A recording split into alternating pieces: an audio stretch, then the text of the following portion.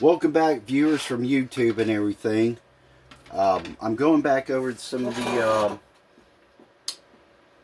low-grade circuit boards I picked up from a friend of mine.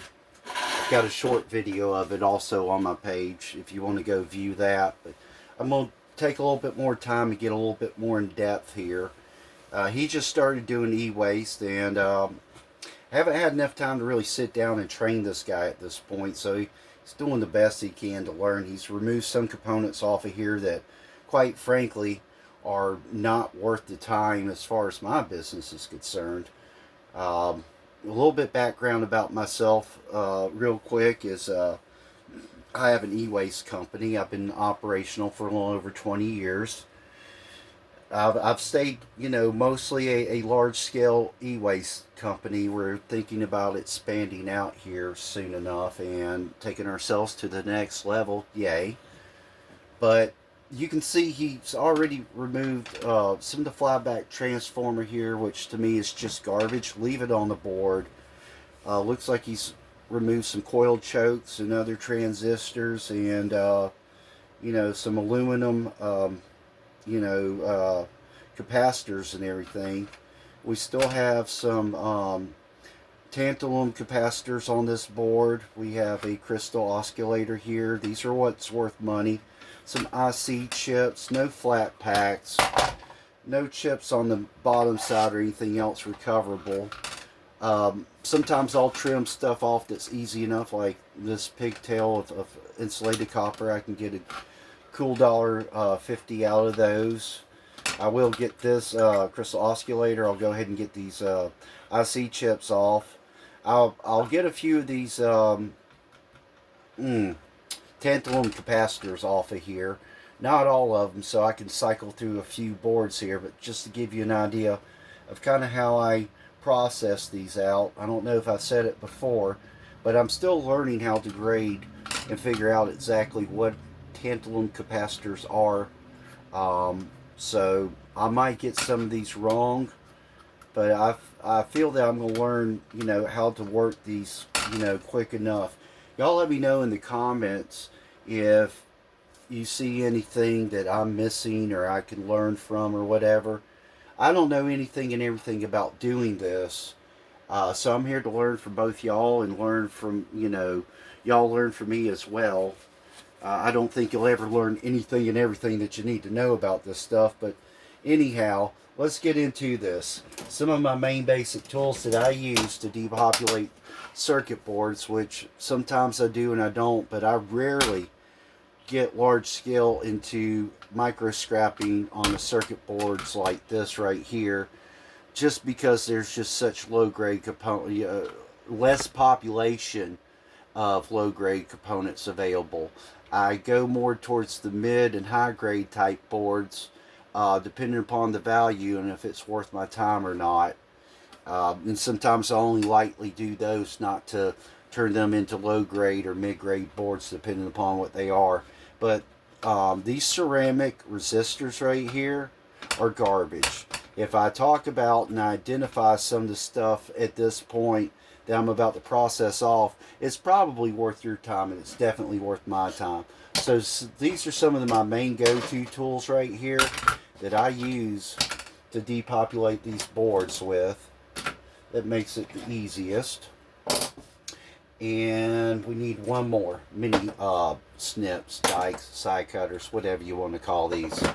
I'll start out with these today on this board because they're the easiest to go out with.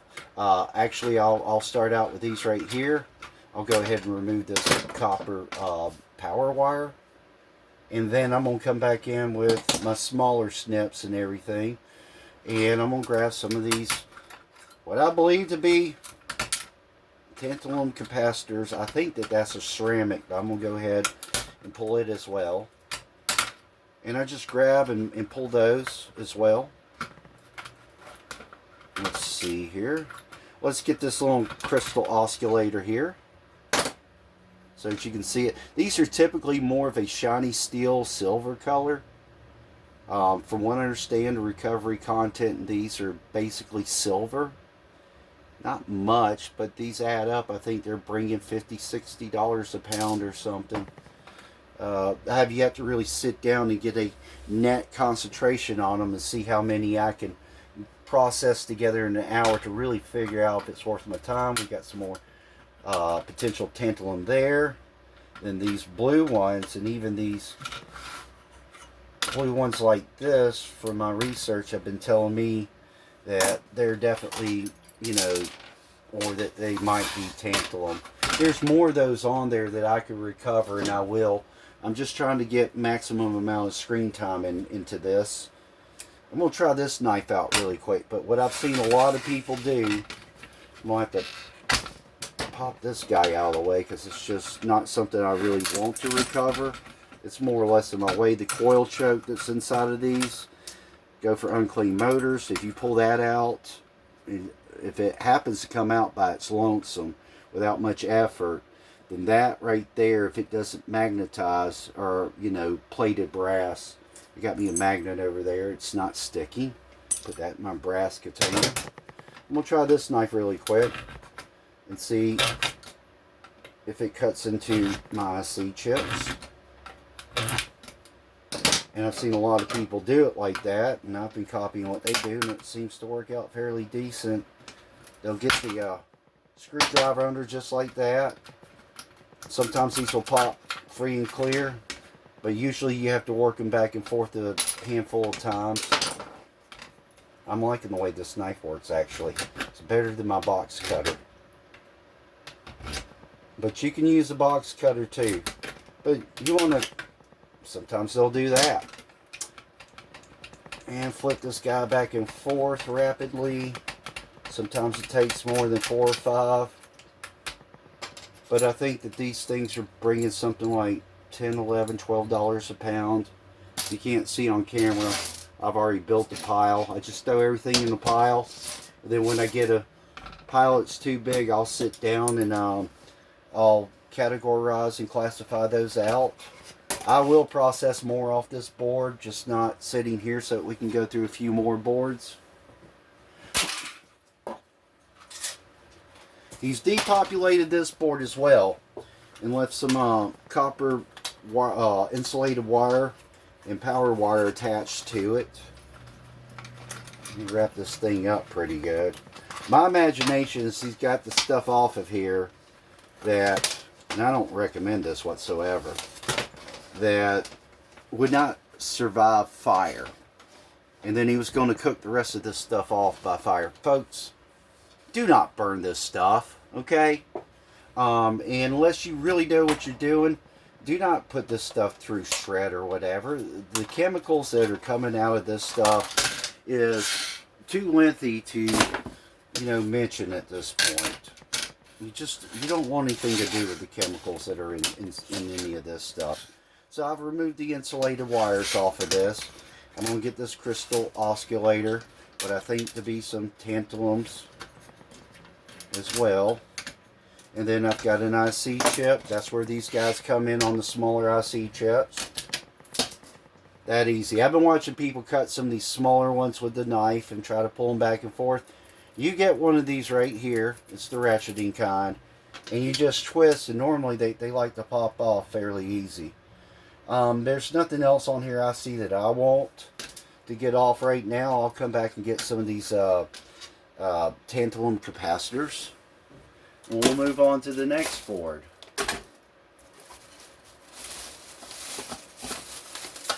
This is another green board right here, where I would say this board right here, and I might have already gone over this, but I decided to re-pull this board. I know I got it on the last video.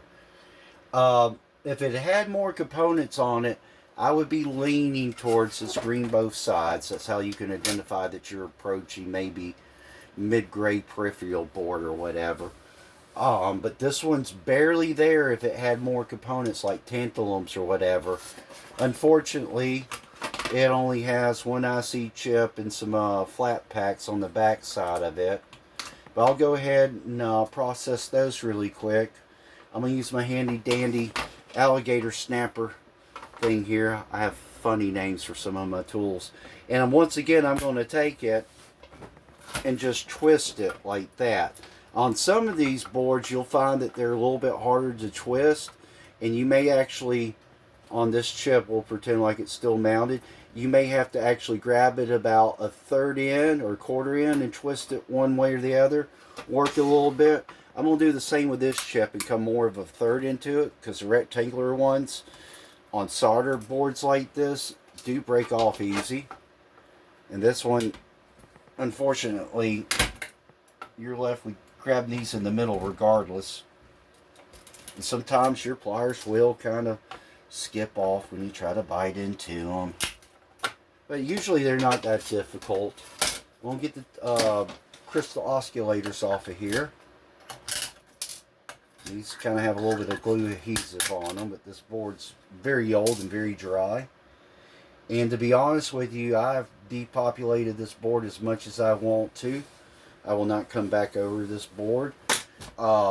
Typically with audio jacks like this, about a 50-50 shot. Here's my magnet, by the way. These are brass. Sometimes people will break these off and cook them off or whatever. Once again, toxic chemicals. Play at your own risk. And anything I put on here is play at your own risk, okay? But I'm not going to break that off. I'm not going to cook any components off or anything. Just not worth my time. But yeah, now I've turned this board into a low-grade board at this point. I just don't see it has anything recoverable from it. No visible gold whatsoever. The first indication, oh, there's a little tiny crystal oscillator right there. Or might be tantalum capacitor. I think that's a tantalum capacitor of some kind.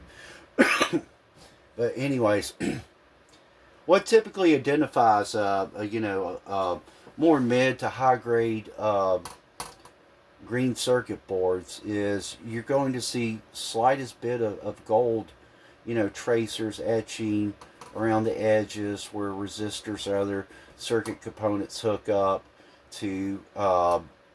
As it gets more populated, that you can see more gold, you're seeing more crystal oscillators, IC chips, even the, I'm going to call them the MC, the little tiny button tantalum capacitors. When you start seeing heavier and heavier populations, that's going to start to tell you the higher grade boards you got. But we're sticking with mostly low grade boards today. Let me go ahead and get one more example that I got from my buddy. He left the flyback transformer still attached to this. We still have some insulated copper wiring. Crystal oscillator here. We got some more tantalum, another IC chip, rectangular. Another one. There's a few components to break off of here. There's an interesting, what I call basically a round crystal oscillator. Sometimes with these, you get them off the board, it'll actually have gold plating on the pins in the bottom. I've got some, that I can use as a quick comparison. Now, these are actually laser diodes, but they're close in comparison to this, that have the gold coloring around them. I don't know how well my camera is focusing on that, but these are actually laser diodes. I've never used this camera setup before. My other tripod has unfortunately failed on me, so this is something I was going to go through and set up really quick to get this video out. I mean, there's reusable components on here. You're welcome to recover anything you want. It's just been my experience of how to, the how-to, what I've learned over the years. And like I said, recently have I only started to attempt to do tantalum capacitors, and I suspect that these are as well on this flyback transformers breakage here.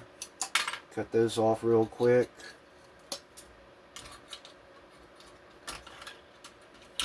Right here is what I think is just, I don't know if you can see it, but right here at the point of my side snips is what I believe to be a ceramic capacitor, and they may not be worth much. Y'all tell me. I'm just learning that, but know most everything else fairly well myself, but we're still learning, right? Still learning. So I will come back and knife out these IC chips. We'll go ahead. Let's go ahead and get this, round, donut, flat, circular crystal oscillator off. This guy should offer me success. And there we go. Pulled clear of the board. No gold underneath, and we're moving on. Put that in my other handy dandy holder over there. Sorry y'all, I've got sinus trouble really bad today. But I wanted to get this video out also. Here's another easy board. Not much here. I think that's a ceramic capacitor, but that should be tantalum. That might be. I'm not certain. I'm going to go ahead and get them off anyways. And what I'll probably do as a learning curve is make a collection of what I think are tantalum capacitors. Put them on eBay and see what people are willing to pay for them via the pound. I think that's the way that the public's going to tell me what's good and what's not on tantalum capacitors. Well, let's go ahead and snip some of those out real quick.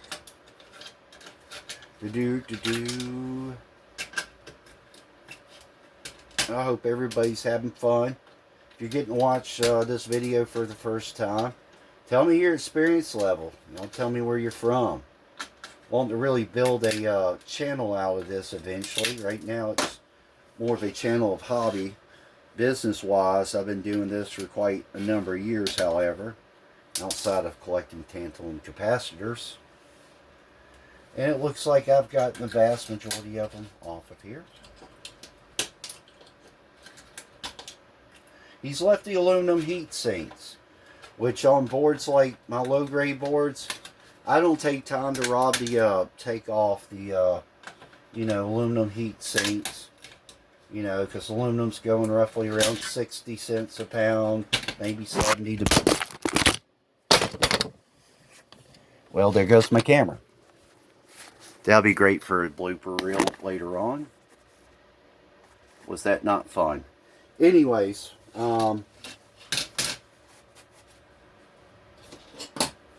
leave the extruded aluminum on because they're worth about 60-70 cents considering your scrap yard. And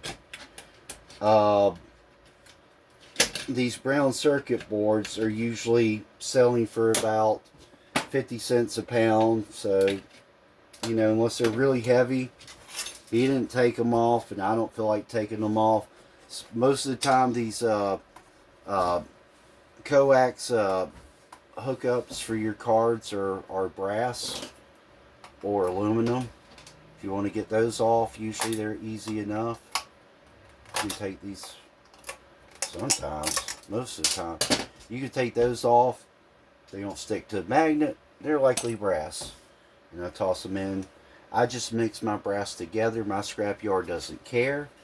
My local scrapyard does not buy most of these components. They will insulated, but the rest of what you're looking at here, including the oscillators, my scrapyard does not buy these. They do not buy IC chips, and they certainly do not buy capacitors. However, if you want to contact me and you got a good assortment of stuff, enough volume, I do buy this kind of stuff. I'll call this video down for now. Hope you guys have an awesome day, and hopefully I've better explained this. Oh yeah, once again, Unclean Motor. Y'all have an awesome day.